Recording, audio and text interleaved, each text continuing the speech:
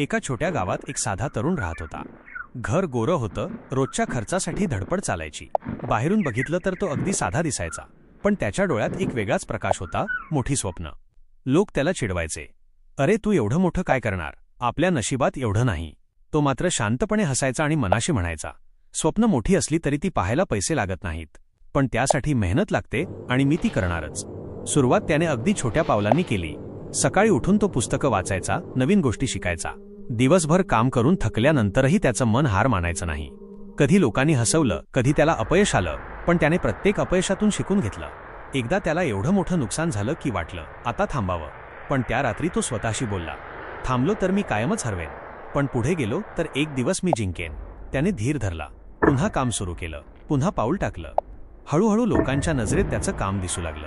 काही लोक जे आधी चिडवायचे तेच आता विचारू लागले, कसं करतोस रे हे. वर्षे गेली आणि त्या तरुणाचं स्वप्न जे फक्त त्याच्या मनात होतं ते आता वास्तव झालं. त्याचा प्रवास गावापुरता नाही तर जगासाठी प्रेरणा ठरला. आज लोक त्याचं उदाहरण देतात.